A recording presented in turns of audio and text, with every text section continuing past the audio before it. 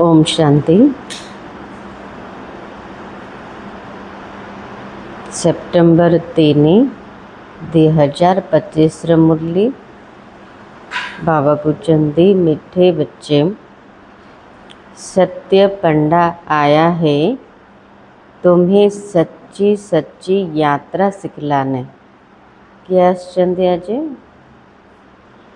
बाबा को रूपरे पंडा रूपरे आसछन्ति। को प्रकार पंडा? सत्य पंडा। तो सत्य पंडा बाबा आसीचन्ति सच्चा सच्चा यात्रा शिखाइबा। को प्रकार यात्रा? आमर यात्रा कोठी को प्रकार? रूहानी यात्रा। कोठी की यात्रा करछन्ति? परम धाम को। तुम्हारी यात्रा में मुख्य ही पवित्रता। याद करो और पवित्र बनो। ये यात्रा रे मुख्य होची पवित्रता। बाबा को जेते मने पकेबा सेतिकी आत्मा पवित्र हो। प्रश्न है, तुम मैसेंजर व पैगंबर के बच्चों को किसी एक बात के सिवाय और किसी भी बात में आर्ग्यू नहीं करनी है।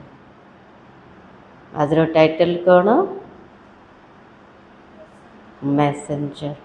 मास्टर मैसेंजर माने बाबा होचने मैसेंजर बा पैगंबर बा संदेश दाता।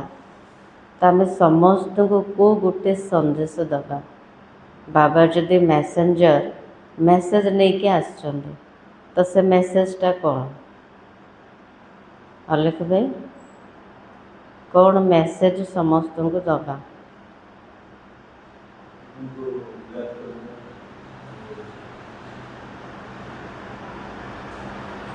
हाँ बाप भाई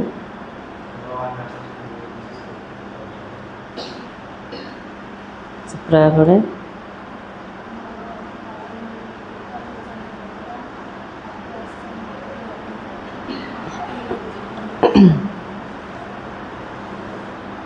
प्रश्न उत्तर है, तुम मैसेंजर के बच्चे सबको यही मैसेज दो कि अपने को आत्मा समझो और बाप को याद करो, तो इसी योग अग्नि से तुम्हारे विकर्म विनाश होंगे। ये संदेश समस्त को दबा। कौन? आमे होचंदी मैसेंजर बा संदेशदाता पिला। समस्त के मैसेज दबा, संदेश दबा जे निज को आत्मा बोली भाव, बाबा को मने पकाओ, तेबे जोग अग्नि द्वारा विकर्म विनाश हब। यही ओना रखो, बाकी और बातों में जाने से कोई फायदा नहीं है। बाबा कहते गोटे कथार ही ध्यान रख। केमती समस्त के संदेश दबा, बाबार परिचय दबा, आउ कौन सी कथारे जुक्ति तर्क करवानी, वाद विवाद रे आसबार नहीं। तुम्हें सिर्फ सभी को बाप का परिचय देना है। बाबार परिचय होचे मोक्ष ना। ता छड़ा जहाँ भी बुझेबा किसी फायदा नहीं, जिससे से वो आस्तिक बने। बाबार परिचय मिलगला अर्थ से आस्तिक हो गले। आस्तिक माना रचयिता बाबा द्वारा रचना को जानी पारे। जब रचता बाप को समझ लेंगे तो रचना को समझना सहज हो जाएगा। बाबा को जदि ठीक रूप से जानीदेले यथार्थ रूप से, बाकी सबू रहस्य बुझा सहज हो। गीत है, हमारे तीर्थ न्यारे हैं, यही धरती के सितारे हैं। ओम शांति। मीठे मीठे रूहानी बच्चे जानते हैं कि हम सत्य तीर्थवासी हैं। आमे एठी कौन करछन्ति? जते सब तीर्थ यात्रा कर सब शारीरिक।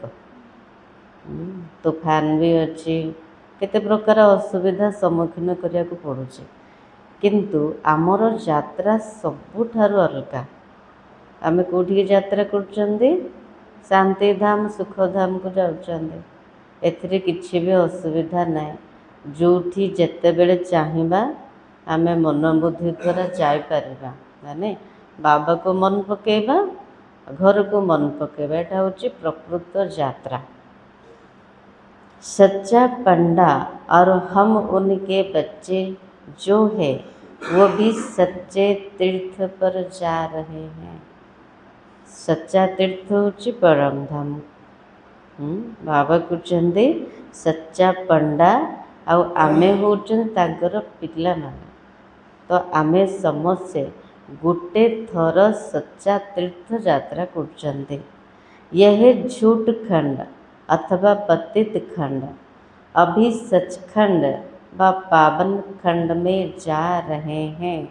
मनुष्य यात्रा पर जाते हैं ना, कोई खास यात्राएं लगती है जहाँ पर कोई कभी जा सकते हैं। यह भी यात्रा है, इसमें जाना तब होता है केते बेले यात्रा मध्य निर्दिष्ट समय अच्छी, को मासरे को समय रे तीर्थ यात्रा करिवे, किंतु कल्परे थरे मात्र सच्चा यात्रा बाबा सिखौचंदे। એટલે यात्रा शिक्षा वाला आसले तो सिखेबे ना, तो सच्चा यात्रा शिक्षा वाला के सच्चा पंडा, जहाँ पर कोई कभी जा सकते हैं। यह आता है कल्प के संगम पर, इसमें ना ठंडी ना गर्म की बात है। बाबा कल्परे थरे मात्र आसिके रूहानी यात्रा सिखौचंदे। यात्रा होची कोठी की जिबार, परम धाम को जिबार माने। तो बाबा एठी कहउचंदे एथिरे ठंडा आउ गरम रो किछि कथा नाय। आत्मा ए सबुठारो पूरा न्यारा। न धक्के खाने की बात है, ना कौनसी धक्का खाइबार कथा अछि। यह तो है याद की यात्रा, एथिरे किछि भी करिबार नाय। एटा होची याद र यात्रा। उन यात्राओं में सन्यासी भी जाते। सच्ची सच्ची यात्रा करने वाले जो होते वो पवित्र रहते हैं। दुनिया रे भी जो माने प्रकृत यात्रा करुचंदी से माने मध्य पवित्र रहउचंदी। तो एई यात्रा रे मध्य मुख्य कोटा याद्र यात्रा पूरा सहज हब, सरल हब, तापाई होची पवित्रता। आम जीवन रे जेतिकी पवित्रता धारण करिबा सेतिकी यात्रा पूरा सहज हब। यह तो है याद की यात्रा, तुम्हारे में सभी यात्रा पर है। तुम ब्राह्मण हो, सच्चे सच्चे ब्रह्मा कुमार कुमारियाँ कौन है? प्रकृत बिके किए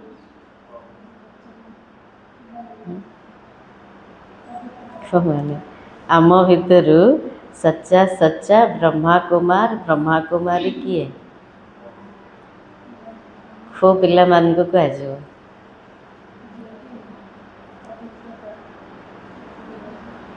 जो कभी भी विकार में नहीं जाते हैं। टिके भी दृष्टि खराब हेनी। बाबा कुछ केबे भी विकार संकल्प जमते न आसो, केबे विकारग्रस्त नहीं। ताकू कह प्रकृत ब्रह्मा कुमारी। पुरुषार्थी तो जरूर है, मनसा संकल्प भल आए, मोक्ष है ही विकार की बात। पुरुषार्थी मन हाँ भूल तो है गला आउे ठीक करदा। बाबा कहते ना पुरुषार्थी मन संकल्प पर्यंत आसला ठीक अच्छे, सेड़ा जमती कर्मर न आसा को कहा जाउछि पुरुषार्थी। कोई पूछे निर्विकारी ब्राह्मण कितने हैं आपके पास, बोलो ये पूछने की जरूरत नहीं है। किए जदि पचारे जे आम पाखरे निर्विकारी ब्राह्मण केते जण अछंते, बाबा कहते कह एटा पचारिबा किछि आवश्यक नाई। इन बातों में आपका क्या पेट भरेगा। हाँ, बाबा कुछ जुक्ति तर्क जाओ नहीं, तुम यात्री बनो। यात्रा करने वाले कितने हैं इसे पूछने से कोई फायदा नहीं है। आमर लक्ष्य होची मुक्ति, जीवन मुक्ति पाइबा। हाँ, आमर यात्रा होची मुक्ति जीवन मुक्ति धाम को जीवा। तो बाबा कहते यात्रा करिया वाला केतिकी अछंती पचारिबा किछि आवश्यक नहीं। ब्राह्मण तो कोई सच्चे भी हैं तो झूठे भी हैं। आज सच्चे कल झूठे बन जाते। विकार में गया तो ब्राह्मण नहीं ठहरा। बाबा कहते बाबार बनिला परे जदि विकार खास करके काम विकारग्रस्त हेले तबे ब्राह्मण कहजिबनी। फिर शूद्र का शूद्र हो गया। आज प्रतिज्ञा करते कल विकार में गिर असुर बन जाते। अब यह बातें कहाँ तक बैठे समझाए। इनसे पेट तो नहीं भरेगा, मुख मीठा नहीं होगा। यहाँ हम बाप को याद करते हैं और बाप की रचना के आदि मध्य अंत को जानते हैं। पेट भरिब आत्मार, मुख मीठा हब कौथिरे बाबा को जानिले। रचयिता बाबा द्वारा, रचना को जानिबा द्वारा। बाकी और बातों में कुछ रखा नहीं है। बाबा को जानिबा बिना, चिन्हिबा बिना आउ कौनसी कथारे जीवा किछि फायदा नहीं। बोलो, यहाँ बाप की याद सिखाई जाती है और पवित्रता है मोक्ष। कौन कहबा समस्त को ना एठी याद्र यात्रा शिखा जाउची, एठी पवित्रता होची मोक्ष। जो आज पवित्र बन फिर अपवित्र बन जाते वह ब्राह्मण ही नहीं रहा। पवित्रतार प्रतिज्ञा कले कौन से विकार वशवर्ती के अपवित्र ही गले बाबा कृष्ण को ब्राह्मण कहजीवनी। उस हिसाब कहाँ तक बैठ तुमको सुनाएंगे। ऐसे तो बहुत गिरते होंगे माया के तूफान में, इसलिए ब्राह्मणों की माला नहीं बन सकते। चढ़ा उतरा हो तेणु बाबा कृष्ण ब्राह्मण मानकर माला तैयारी है।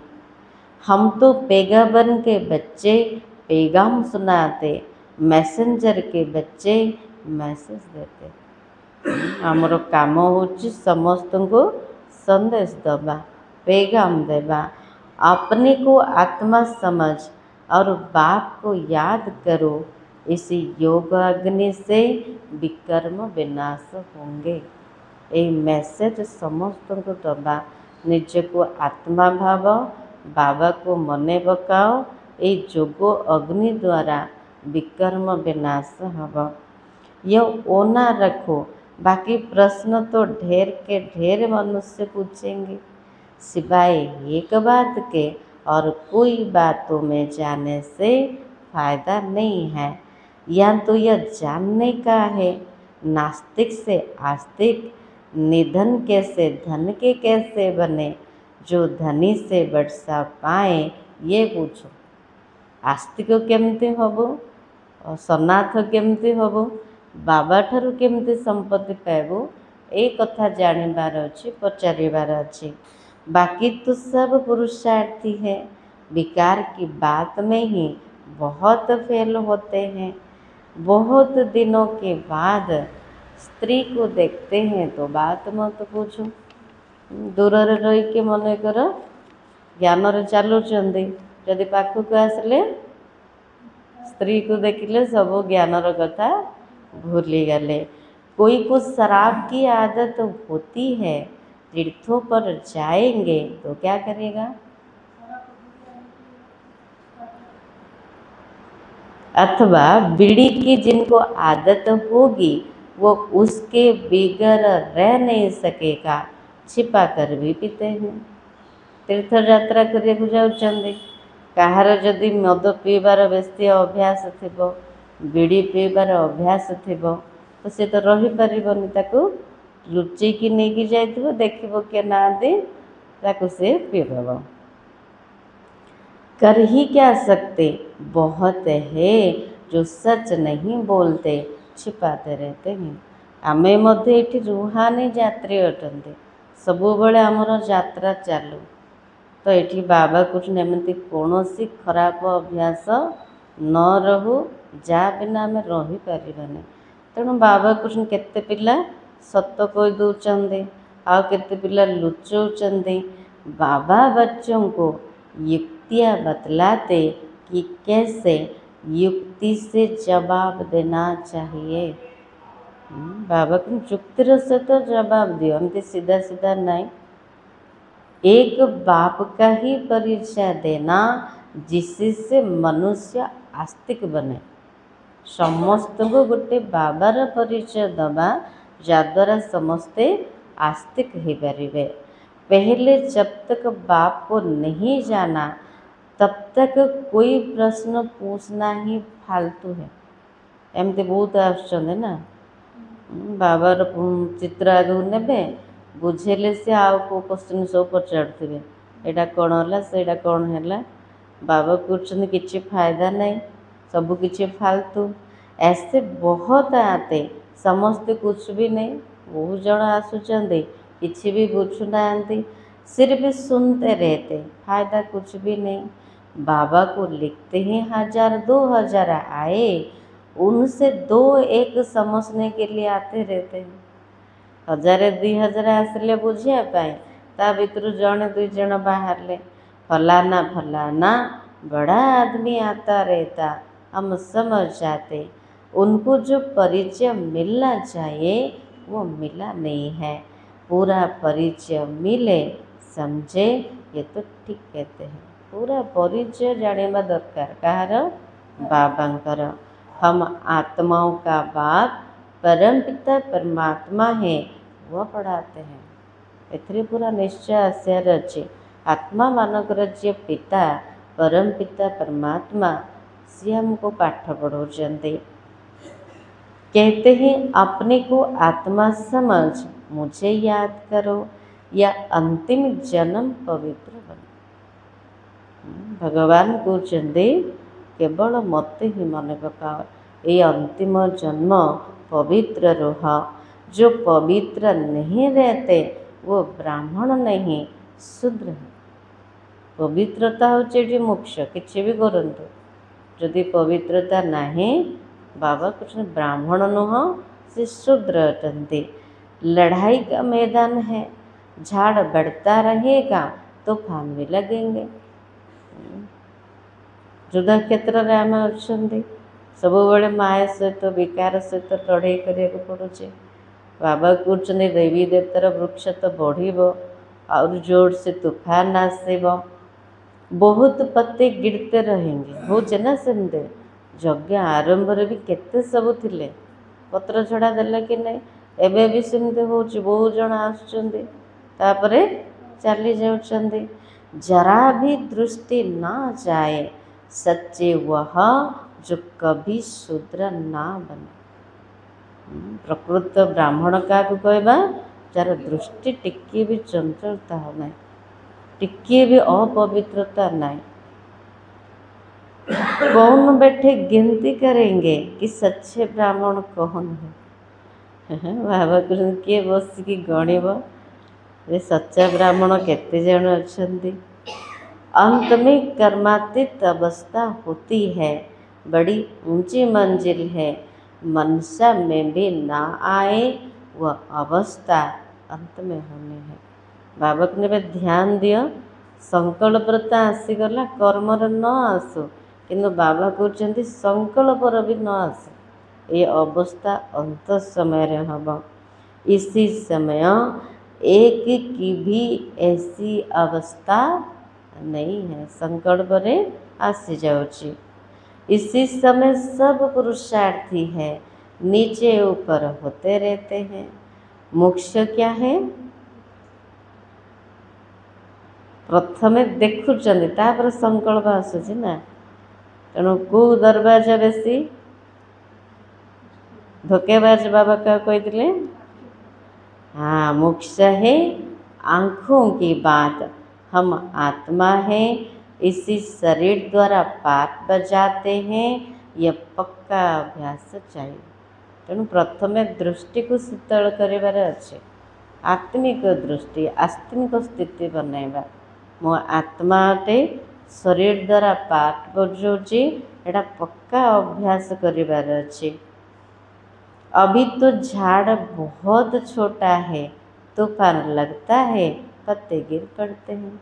साकार बाबा थिला समय कथा, बाबा को वृक्षटा बहुत छोट, टिके तूफान लगिले सब झड़ी पड़ुचंद पत्र गुड़ाक, जो कच्चे हैं वो गिर पड़ते हैं।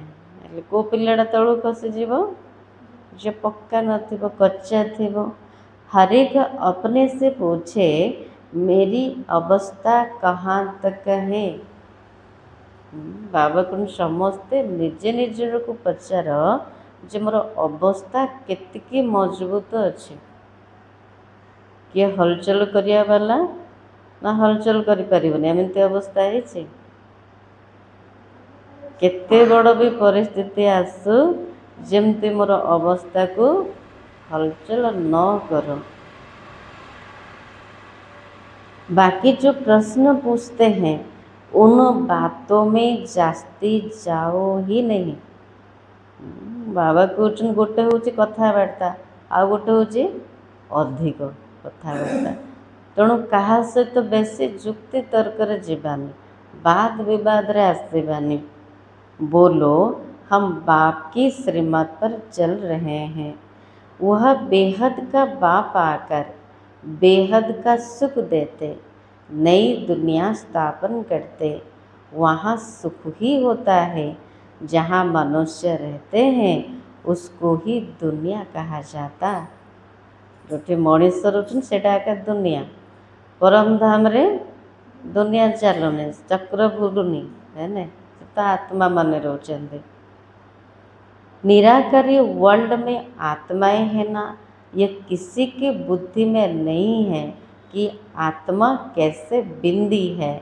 ये भी पहले कोई नए को नहीं समझाना, पहले पहले समझाना, बेहद का बाद बेहद का वर्षा देते। प्रथमे आत्मा बिंदु बोली बुझाओनी, निजर परिचय दियन। प्रथमे कौन कहवा, ये बेहदर बाबा ठारू बेहदर सुखर संपत्ति मिलुची। भारत पावन था, अभी बतीत है, कलयुग के बाद फिर सतयुग आना है। दूसरा कोई भी समझा ना सके सिवाय बीके के। बीके मान क्या जना अच्छे ना, रचयिता रचना विषय तेणु बीके माने ही बुझे पारे। यह नई रचना बाप पढ़ा रहे हैं, ये समझाने बुद्धि में रहनी चाहिए। बाबा हमको पाठ पढ़ाउछंदी, बाबा कुछ नहीं ज्ञान बुद्धि रे रहबार अच्छे। कोई डिफिकल्ट बात है क्या? बाबा जो ज्ञान शुणाउछंदी, प्रत्येक दिन पाठ पढ़ाउछंदी, कष्ट के सहज लगुचे। परंतु माया क्या करती, भुला देती है। एते सहज ज्ञान, एते सुंदर बाबा, मीठा बाबा, ताको भी भूली दूची, विकर्म करा देती है। बाबा को भूली गले, नॉलेज को भूली गले, माया आम द्वारा विकर्म कर दूची। ब्राह्मण कभी विकार में नहीं जाते, कर्मातीत अवस्था को पाने में बहुत टाइम लगता है। लास्ट रे तो कर्मातीत अवस्था को प्राप्त करिबा।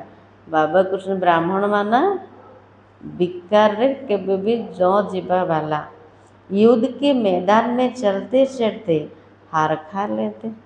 माया से तो लड़ी चलती ना सब बेड़े, केबे केबे हारी जाउछंदी, विकारग्रस्त ही जाउछंदी। इन प्रश्नों से कोई फायदा नहीं है।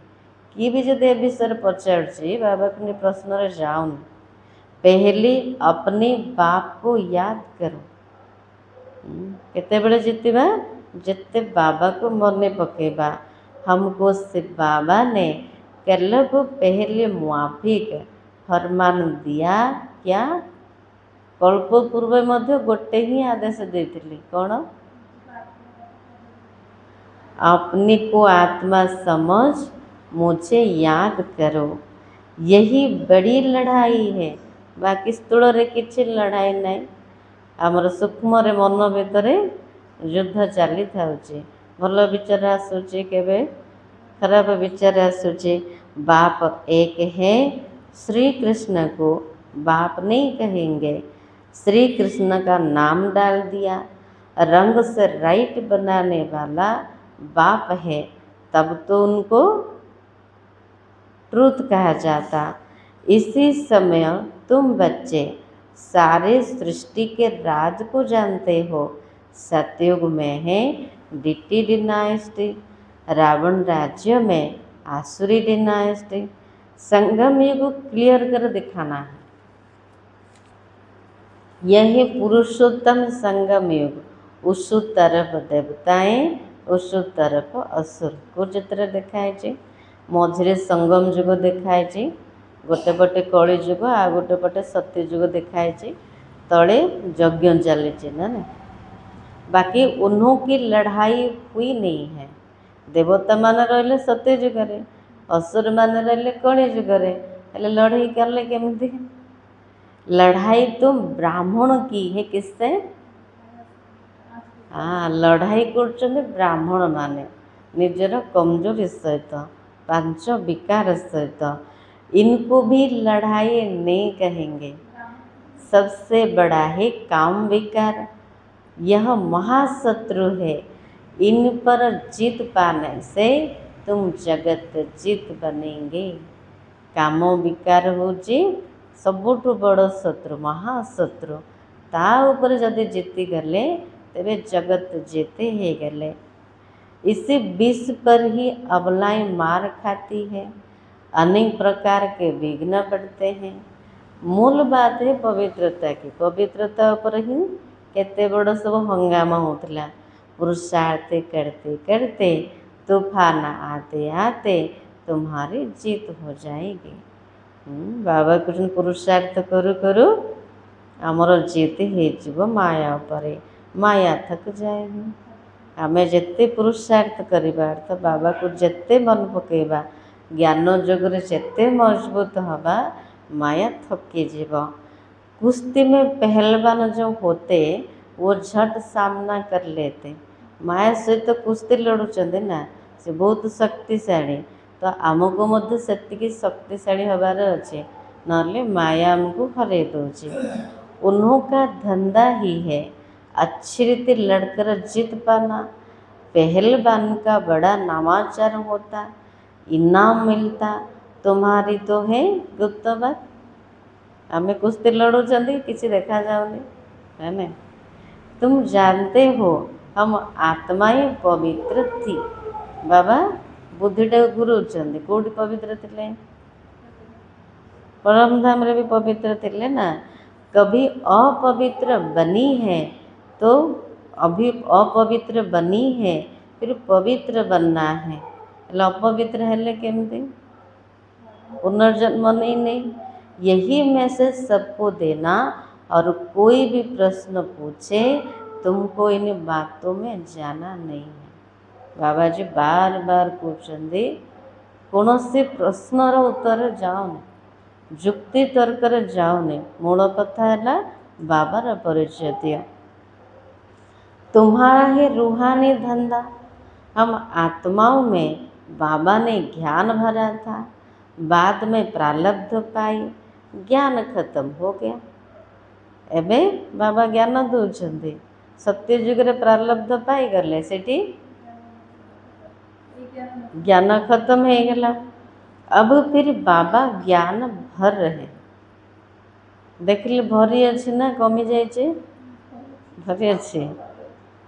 बाकी नशे में रहो, बोलो बाप का मैसेज देते कि बाप को याद करो तो कल्याण होगा।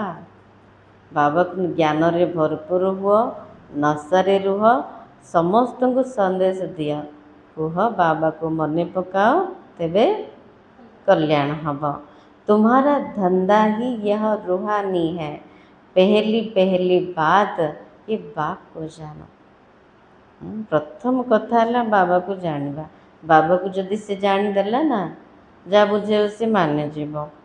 बाप ही ज्ञान का सागर है, वो कोई पुस्तक थोड़ी सुनाते। बाबा तो ज्ञानर सागर अटंते, तांकर तो किए टीचर नहांती, कौन सी पढ़ीबार भी नहीं। वो लोग जो डॉक्टर ऑफ फिलोसफी आदि बनते वो किताब पढ़ते हैं, कितने बड़ के डिग्री प्राप्त करूँ से तो वही पढ़ी कि हाँ होची। लेकिन भगवान तो नॉलेजफुल है, प्रत्येक दिन आमको ज्ञान दौरान किंतु किसी भी पुस्तक पढ़े नहांती। उनको सृष्टि के आदि मध्य अंत की नॉलेज है, वो कुछ पढ़ा है क्या? सबो शास्त्र नॉलेज अच्छी, आदि मध्य अंतर ज्ञान अच्छी सृष्टिर, किंतु कौन से शास्त्र पढ़े नांती। वो तो सब वेद शास्त्र आदि को जानते हैं, पढ़ी ना किंतु सबू वेद शास्त्र रे सार कौन अच्छे ताकू सी जानी चंदे। बाप कहते मेरा पाठ क्या है? आप कौन पाठ? बाबर पाठ कौन? बाबा कहते मेरा पाठ है तुमको नॉलेज समझाने का। ज्ञान और भक्ति का कंट्रास्ट और कोई बता न सके, यही ज्ञान की पढ़ाई। भक्ति को ज्ञान नहीं कहा जाता। पुरानी दुनिया के बाद फिर नई दुनिया जरूर आनी है। तुम बच्चे जानते हो बाबा हमको फिर से पढ़ाते हैं, पुणी थरे पढ़ाते बाबा ना ने। पुरानी दुनिया के बाद नई दुनिया जरूर आनी है। बाबा कहते मुझे याद करो, जोर सारा इसी पर है। बाबा जानते हैं बहुत अच्छे अच्छे नामी ग्रामी बच्चे इसी याद की यात्रा में बहुत कमज़ोर है। याद्र यात्रा पर ही बाबा जोर दौरान एथिरे सबू कमज़ोर हो जाउछंदी। और जो नामी ग्रामी नहीं बांध लिया है, गरीब है, वो याद की यात्रा में बहुत रहते हैं।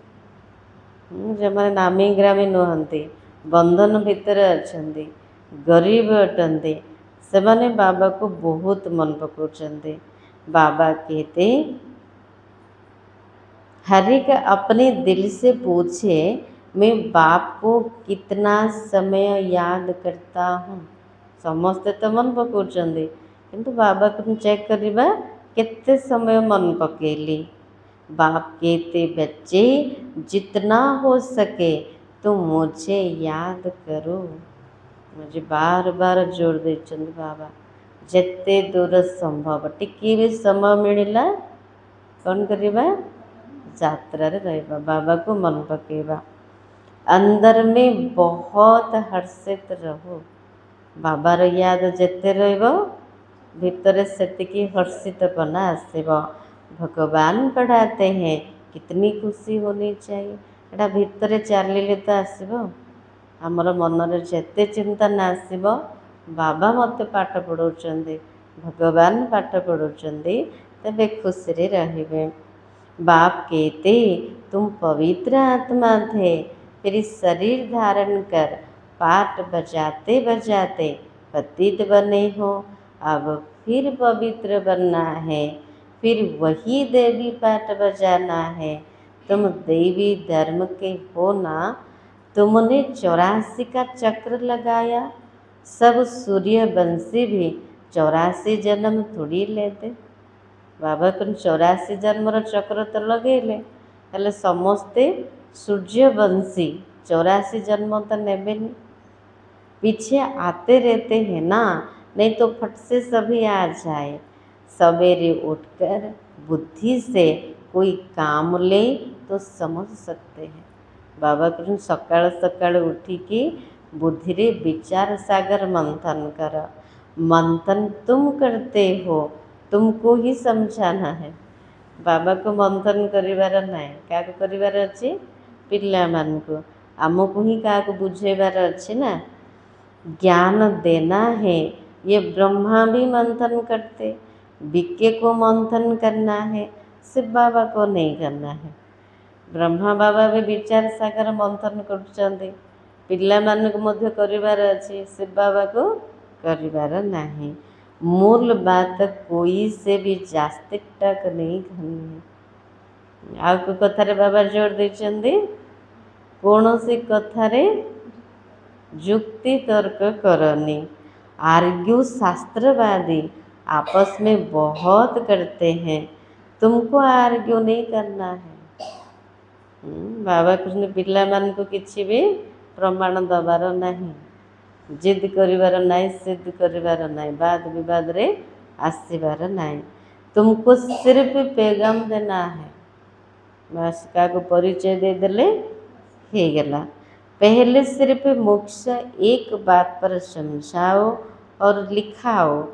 पहले पहले यह पाठ रखो कि यह कौन पढ़ाते हैं सो लिखो।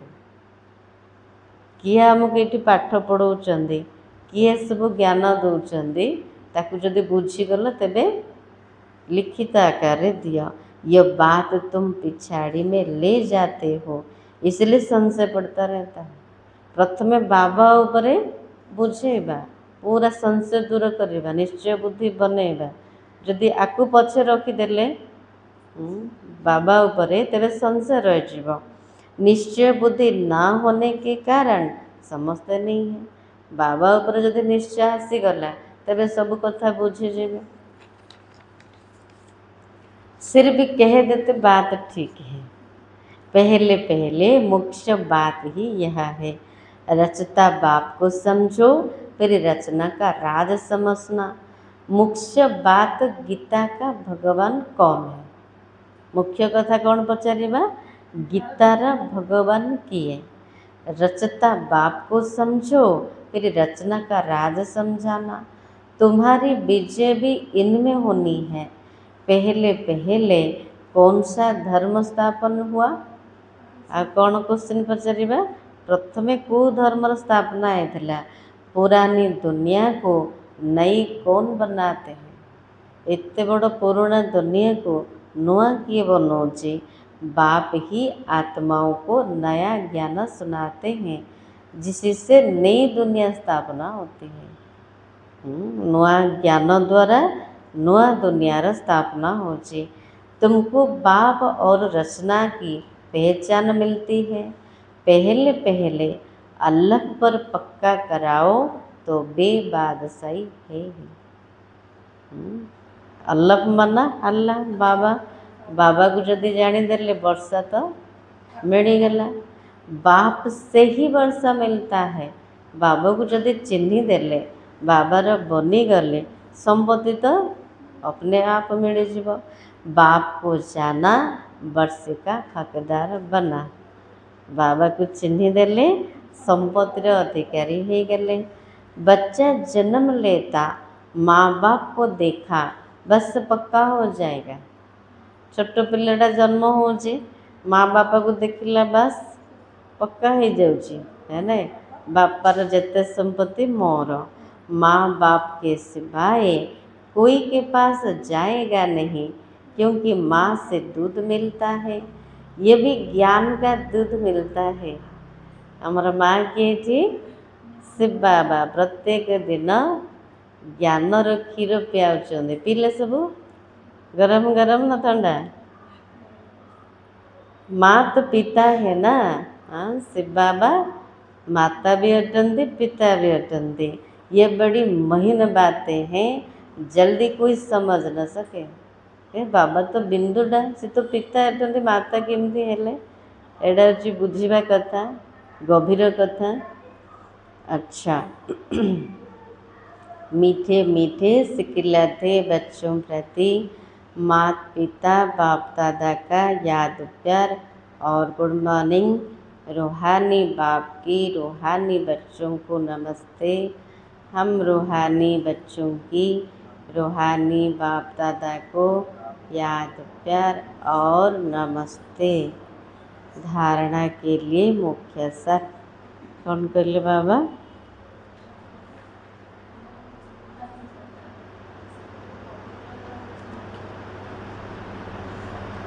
ଆଉ କ'ଣ କହିଲେ?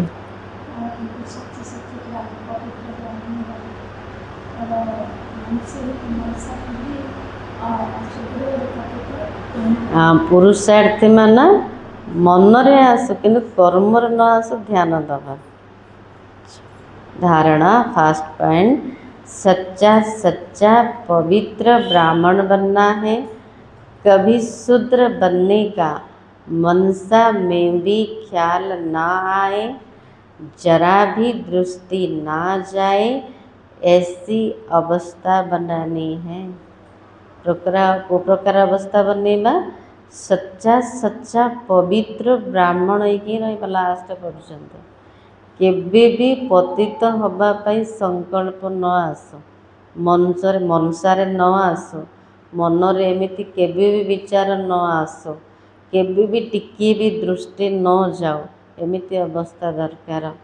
सेकेंड पॉइंट, बाप जो पढ़ा रहे हैं वो समझाने बुद्धि में रखनी है। प्रत्येक दिन बाबा जो मीठा मीठा शिक्षा दौरान ताको बुद्धि रे धारण करवा। जो विकर्म करने के आसुरी आदतें पड़ी हुई है उन्हें मिटाना है। जो अभ्यास अच्छे आसुरी अभ्यास पुराना स्वभाव संस्कार जे कौन कर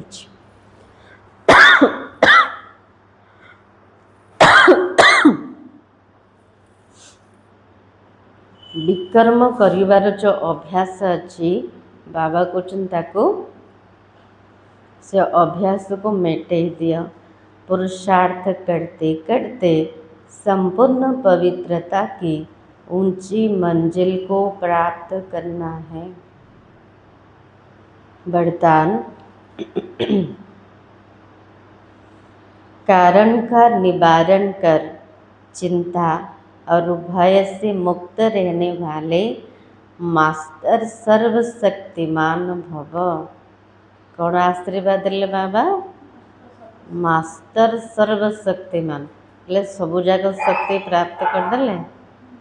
चिंता भय टिके भी नहीं, टिके टिके आसे ना बेसी। वर्तमान समय अल्प काल के सुख के साथ चिंता और भय ये दो चीज़ें तो है। वर्तमान समय रे सबु सुख सुविधा अच्छी, साधन अच्छी, किंतु ता सहित चिंता भी अच्छी, भय भी अच्छी। जहाँ चिंता है वहाँ चैन नहीं हो सकता, और जहाँ भय है वह शांति नहीं हो सकती। जोटी चिंता अच्छी सेठी चैन नहीं, जोटी भय अच्छी सेठी शांति नहीं। तो सुख के साथ ये दुख अशांति के कारण भी है। सुख सहित दुख अशांतिर कारण मध्य अच्छे।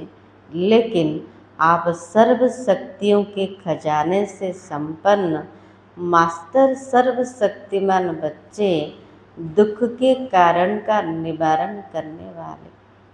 हम केते बड़ो टाइटल देले बाबा। आमे मास्टर सर्वशक्तिमान अटंदे, सबु शक्तिर खजनारे भरपूर अटंदे। तेणु कारण को आमे निवारण करिया वाला अटंदे, दुख को मध्य सुख रे परिवर्तन करिया वाला अटंदे। हर समस्या का समाधान करने वाले समाधान स्वरूप हो, इसलिए चिंता और भय से मुक्त हो। प्रत्येक परिस्थिति प्रत्येक समस्यार समाधान करिया वाला समाधान स्वरूप अटंते। सेतिपई चिंता भय ठार मुक्त अटंते। कोई भी समस्या आपके सामने खेल करने आती है, न कि डराने के। कौन सी समस्या कौन सी परिस्थिति जदि आम सामना को आसूची से डरे पे आसुनी। बाबा कहते खेल करने, खेल देखा तो भारी मजा है ना। स्लोगान, अपनी वृत्ति को श्रेष्ठ बनाओ तो आपकी प्रवृत्ति स्वतः श्रेष्ठ हो जाएगा। संकल्प ठारू गहरा होची वृत्ति। आमर वृत्ति जेते शुद्ध हब श्रेष्ठ हब, सेतिकी आमर प्रवृत्ति स्वतः श्रेष्ठ हो। प्रवृत्ति मान दीटा अच्छे, गोटे हूँ निजर प्रवृत्ति जोटा कि निजर स्वभाव संस्कार, आउ गोटे हूँ घर गृहस्थ जो आम समस्त सहित रोचते। वृत्ति द्वारा प्रवृत्ति बा आमर कृति तैयारी होची। तो आमर वृत्ति को प्रकार हो ना समस्ते गोटे गोटे आत्मा ड्रामा कल्याणकारी एमिति जदि आमर वृत्ति उच्चा रहिबो तेबे आमर नेचर बा आमर संस्कार मध्य परिवर्तन हबो। ए वृत्ति रे जहा को आमे देखिबा आत्मिक दृष्टि रे जहा को देखिबा से माने मध्य परिवर्तन हेबे, परिवार भी परिवर्तन हबो। अव्यक्त सारांश, अब लगन की अग्नि को प्रज्वलित कर योग को ज्वाला रूप बनाओ। समय प्रमाण, अब सर्व ब्राह्मण आत्माओं को समीप लाते हुए ज्वाला स्वरूप का वायुमंडल बनाने की सेवा करो। को सेवा करिबा? ज्वाला स्वरूप वायुमंडल। उसके लिए चाहे भट्टियाँ करो, आपस में संगठित होकर रूह रिहान करो, लेकिन ज्वाला स्वरूप का अनुभव करो और कराओ। इसी सेवा में लग जाओ तो छोटी छोटी बातें सहज परिवर्तन हो जाएगी। बाबा कृष्ण भट्टी कर, संगठित रूप से कथबार्ता कर, किंतु ज्वाला स्वरूप अनुभव निजे कर, अन्य मानक कराओ। यही सेवारे जदि लगी जावा बाकी जिते सब छोट छोट कथा अच्छी से सब परिवर्तन हो सहजरे। आज सम्मान हूँ मैं मास्टर सर्वशक्तिवान हूँ। सार थिला सत्य पंडा आया है तुम्हें सच्ची सच्ची यात्रा सिखलाने। तुम्हारी यात्रा में मुख्य है पवित्रता। याद करो और पवित्र बनो। ओम शांति।